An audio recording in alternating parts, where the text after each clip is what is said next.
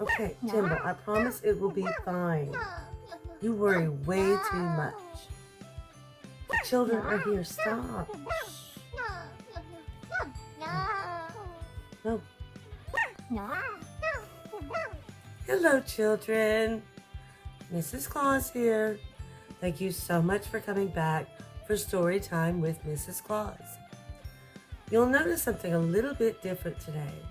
And if this works the way I hope it does, this is the way that we will continue to do this from now on. I hope you enjoy today's story, A Pig in the Palace.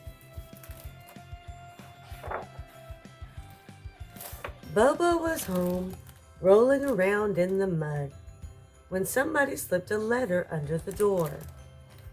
That sounds like fun. It was an invitation to have dinner with the Queen. Why me? Bobo wondered. He was a lone boar who kept to himself in the forest. He was covered in fleas. The letter said a car would come pick him up in the morning. That night, Bobo had a hard time falling asleep, and not just because of the fleas. I can imagine, can't you? How would he know which fork to use? Could he pick up a glass with his hooves? The car woke him up. He had overslept.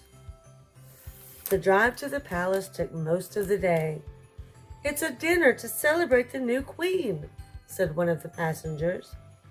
They say no one's ever seen her, said another. I hope there's food, said Bobo. Is anyone else itchy? Asked the man sitting next to Bobo. I think Bobo shared some of his fleas with the other man. The wild pig had never seen anything so grand. He couldn't believe he had been invited. Neither could the palace guards. Oh, poor Bobo.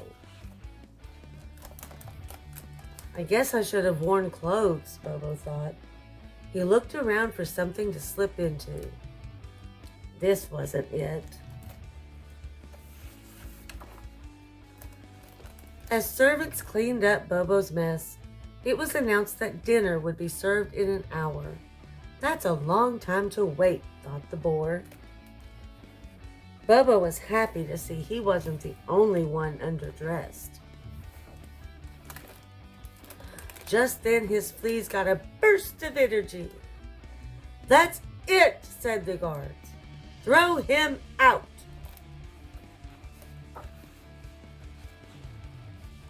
I'm not leaving before dinner, Bobo yelled. He had to find someplace he wouldn't be seen. This wasn't it. But he was able to slip out in the confusion.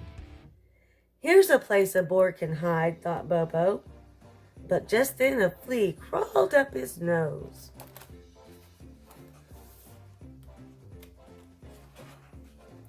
And he sneezed. Bobo hot-hoofed it down the hallway. What luck! Nobody would mind if he had a little snack. But a stray pat of butter had other plans. How strange life can be, Bobo thought. Oh my goodness, look at the mess. Bobo caused a lot of damage. Bobo found himself taking a shortcut to dinner. He arrived just as they were bringing in the queen. Who made this mess? Screamed a voice from inside the royal box. There was total silence. Nobody moved. It was me, Your Highness, Bobo confessed.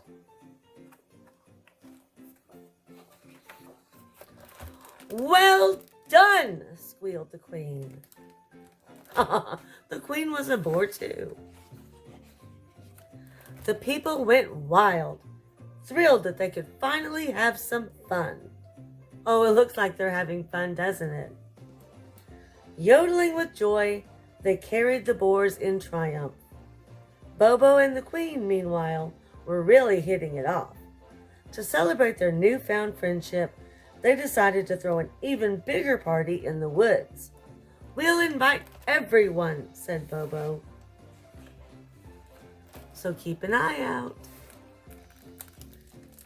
The end. Do you think you'll be invited to Bobo's party with the Queen in the woods? I can't wait to get my invitation. What a wonderful story. Remember, children, you can get these books that I read to you every day at your local library, so have mommy or daddy take you, or you can check with your school.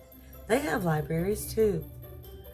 And make sure that you ask your parent before you hit that little subscribe button so you don't miss a single story time with me, Mrs. Claus. Bye, everyone.